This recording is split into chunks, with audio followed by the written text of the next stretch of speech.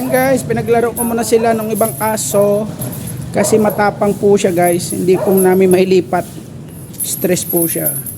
Yan po yung update. Yan. Namamara ko kasi siya guys, kaya pala siguro to nakawala.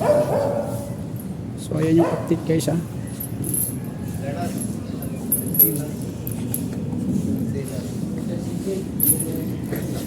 Yan.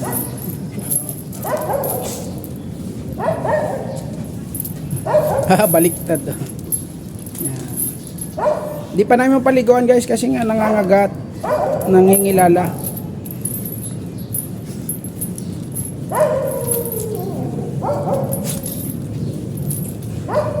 So inuhuli muna namin yung kanyang ugali, kaya pinalaro muna namin siya sa isang aso na babae. Ayan.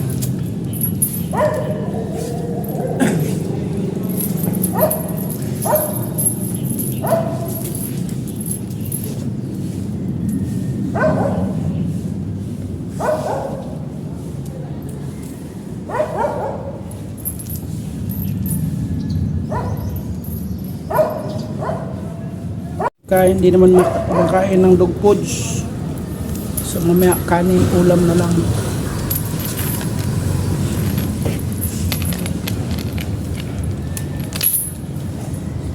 Baliktad eh, siya nangangasta eh.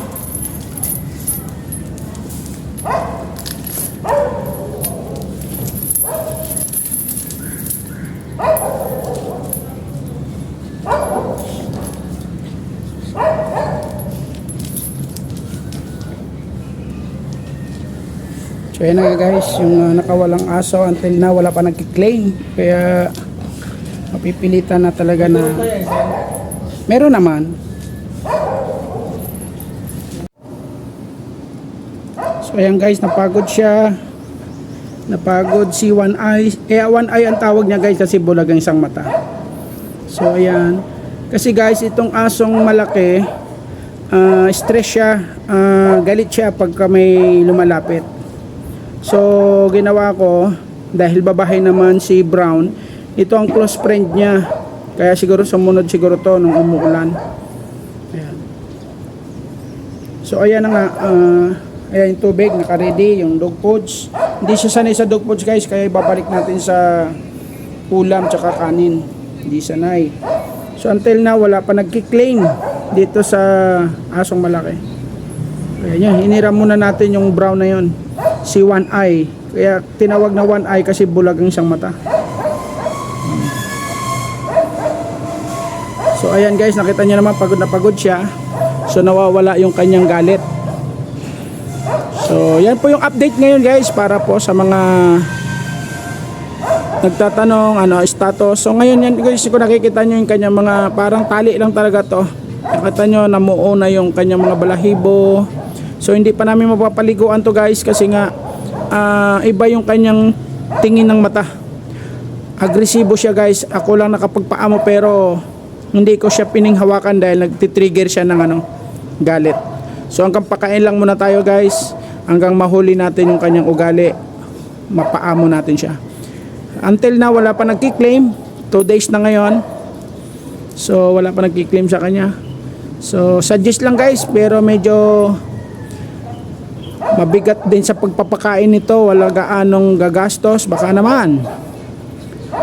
I-update ko kayo guys dito sa asong to. Kita nyo. Gusto niya talaga, namamara ko pala siya guys, kaya siguro to nakawala. Pero sa lakas ng ulan dito sa bahay, kasi ito yung brown hiniram natin, kalapit bahay lang to.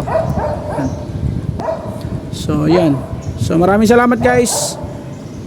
So ayan nga guys, update ko sa inyo na talagang mahirap siyang lapitan muna. Lahat ng mga gwardiya namin dito galit siya. So stress siya dahil nga sa situation niya, pero hindi namin basta-basta gagawin kasi iba yung tingin niya sa mata. Makikita mo sa aso yung reaction pagka matapang, mangangagat. Kaya ang ginawa ko, pinaglapit ko muna sila doon sa isang aso, yun. Nagbago ang kanyang pag-uugali, masigla siya, masaya, dahil gusto niya mamarako. Kaya update ko na lang kayo guys sa sitwasyon nito.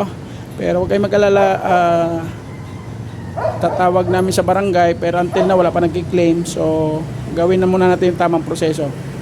Sige, bye bye.